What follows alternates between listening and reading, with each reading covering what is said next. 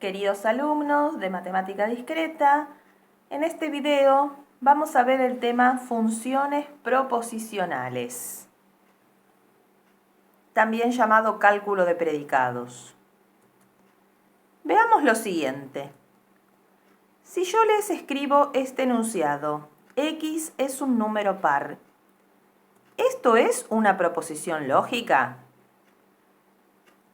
Por supuesto que no, ¿no es cierto? Porque como no sabemos el valor de x, esto no tiene un valor de verdad.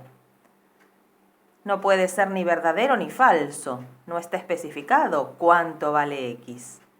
Sin embargo, es un enunciado en el cual, si a x le diéramos un valor de verdad, por ejemplo 8, ahora esto que está escrito, 8 es un número par, ¿es proposición lógica? O esta otra que dice todos los números enteros son pares. ¿Es proposición lógica? Estas dos sí lo son, ¿no es cierto? Entonces podemos definir que dado un conjunto A no vacío, llamamos predicado o función proposicional con dominio en ese conjunto a cualquier expresión P de x, tal que para cualquier elemento del conjunto se verifica que al reemplazar la x por dicho elemento, se convierte en proposición, ¿sí? Como nosotros acá hicimos con el número 8. Si reemplazamos la x por 8, se convirtió en proposición. En este caso, el conjunto más grande que podíamos tomar era el de los números enteros. No puedo tomar un número fraccionario, ¿sí? El 3,15, por ejemplo, no es ni par ni impar, ¿sí? Así que tenemos que tomar un conjunto en el cual tenga sentido lo que estamos diciendo. La otra forma que es en la segunda oración, ¿sí? En esta que yo puse todos los números enteros son pares, lo que se está haciendo es cuantificando a la variable que aparece. Esta definición igual es para una variable, aunque después veremos que puede haber más de una. Entonces, ¿qué podemos decir? ¿Qué es una función proposicional? Es un enunciado que se convierte en proposición lógica de dos maneras diferentes. Una es asignando valores a las variables, ¿no? Como habíamos hecho antes. Y otra es cuantificándola, como cuando dijimos todos los números son pares. Para cuantificar hay dos maneras. Una es en forma universal, ¿sí? Diciendo que todos cumplen. Y se usa este simbolito que se lee para todo. Y la otra es con un existe. Existe al menos uno que cumple tal cosa. Veamos algunos ejemplos. Acá yo definí dos conjuntos, ¿sí? El A y el B. Y dos funciones proposicionales, P de x y Q de x. Si yo quiero decir todos los elementos del conjunto A son múltiplos de 5, ¿eso cómo lo vamos a escribir? Teniendo en cuenta el diccionario que definimos antes, ¿no? Lo vamos a escribir de esta manera. Para todo x perteneciente al conjunto A, se cumple P de x, porque P de x significaba x es múltiplo de 5. ¿Ven? O sea, pasamos al lenguaje simbólico lo que estaba escrito en palabras. A ver esta otra. Algunos elementos del conjunto B son pares. Ahora vamos a tener que usar el existencial, ¿no? Existen al menos un elemento en B que cumple con Q de X. ¿Sí? Que Q de X significaba que X era par. Y algunos elementos del conjunto A son pares y múltiplos de 5. Acá ya está combinada, ¿no? Esto sería que existe al menos un X en A que cumple P de x y Q de x. Ahí usamos la conjunción.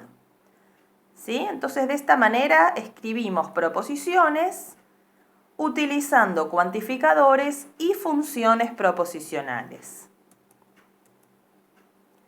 ¿Qué son las variables libres y las variables acotadas?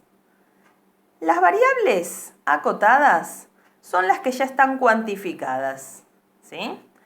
En cambio, si alguna quedó sin tener un cuantificador, esa todavía es una variable libre. Pero mientras exista al menos una variable libre, todavía yo no tengo una proposición lógica. Por ejemplo, si yo tengo escrito esto, para todo x más y, es menor que 5.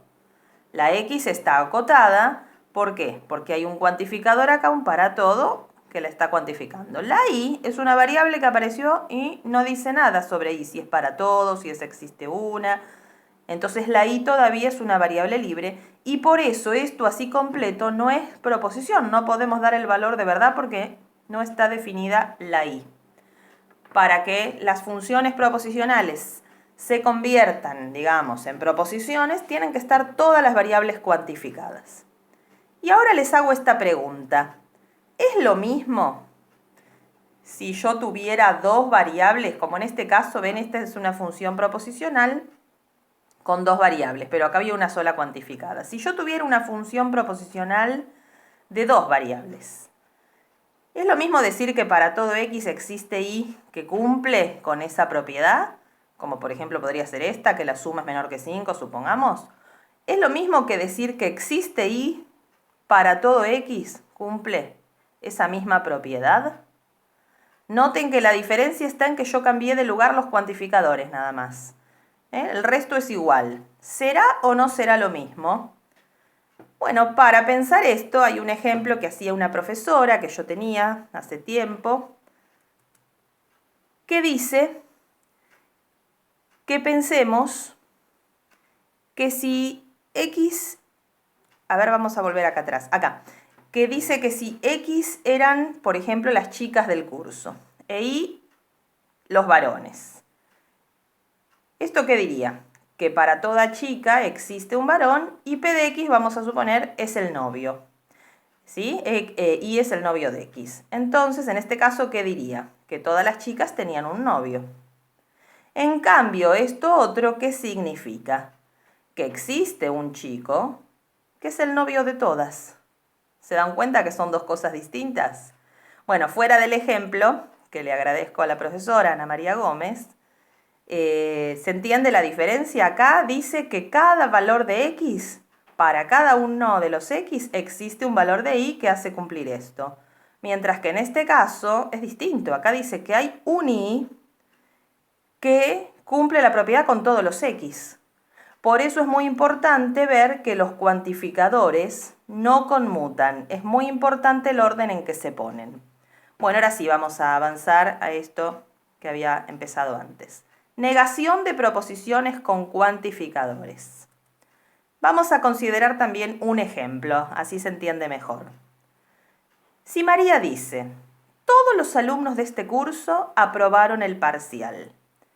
Y viene otro profesor, Hernán, y le dice, no, eso no es verdad. Acá encontré un alumno que no aprobó. La pregunta ¿es suficiente la justificación que da Hernán, suponiendo que es verdad lo que él dice, ¿no? Que realmente si hay un alumno que no aprobó, ¿eso es suficiente para decir que todos los alumnos de este curso aprobaron es falso? ¿Qué les parece a ustedes? Sí, ¿no es cierto? En ese caso sí, porque sí, no, ya no son todos. Pero en otra ocasión María dice que algún alumno de este curso aprobó el parcial y Hernán nuevamente está en desacuerdo. ¿Qué pasaría en este caso? Si ahora fuera falso que algún alumno, ¿no? Que en este caso lo simbolizaríamos con un existe, y decimos que eso es falso, ¿qué estaría pasando, no? Espero que no sea el curso de ustedes. Porque en este caso, si fuera falso que existe algún alumno que aprobó, significaría que ninguno aprobó. Bueno, con este ejemplo vamos a poder enunciar lo siguiente. Si yo tengo que negar una proposición universal, decir no es cierto que todos los x cumplen P de X, esto es equivalente a decir que existe al menos uno que no lo cumple. De esta manera, entonces, negamos los cuantificadores universales a través de un existe. Es lo que habitualmente llamamos el contraejemplo. ¿Sí? Si a ustedes en álgebra les dicen, a ver, ¿es verdadero o falso que todas las matrices inversibles tienen dos filas iguales?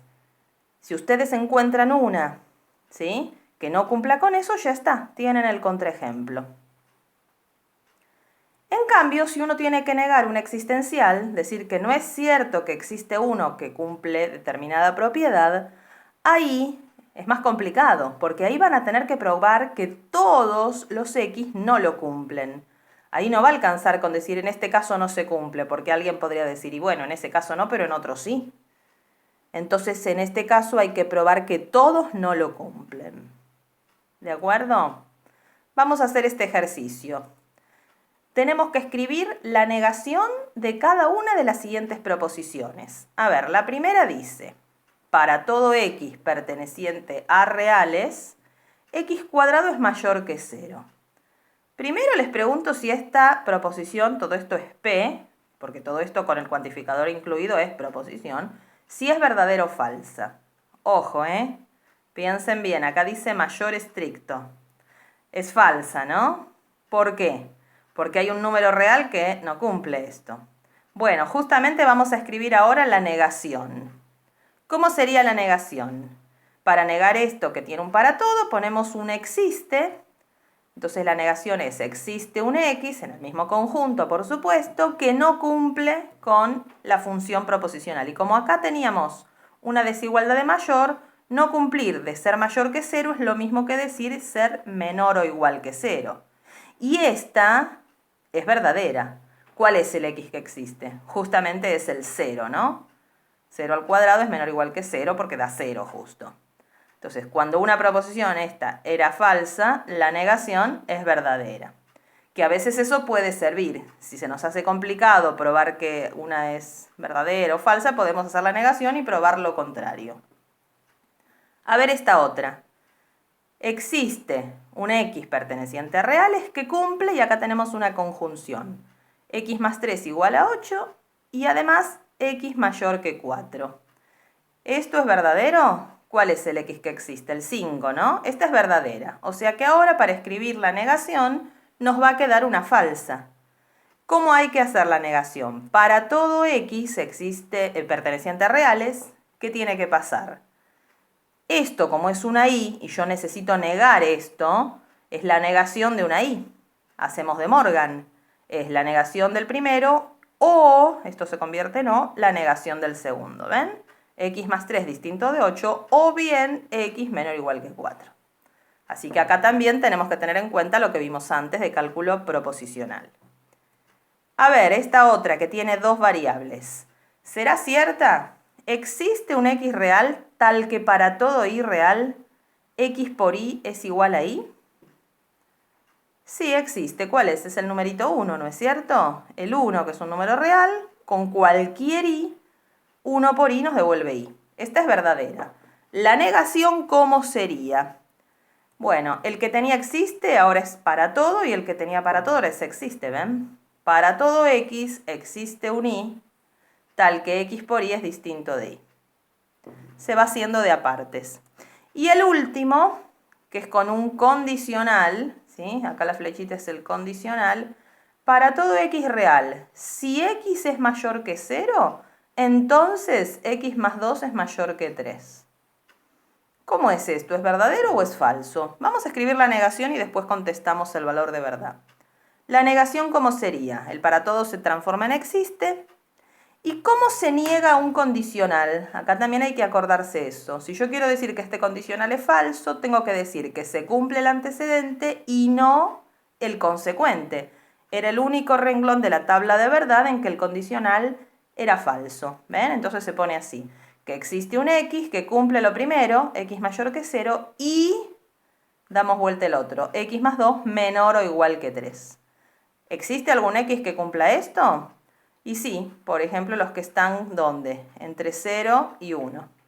Así que esta es la verdadera, por lo tanto, la que teníamos originalmente era falsa. Bueno, les dejo un ejercicio para pensar y terminamos este video. Continuaremos después en el otro. ¿Qué significan estas dos expresiones, la que está en la A y la que está en B? Y si son equivalentes. Piénsenlo. Después, si quieren saber la respuesta o no les sale, hay un video donde justamente yo lo explico, lo pueden buscar. Nos vemos entonces en el próximo. Suerte.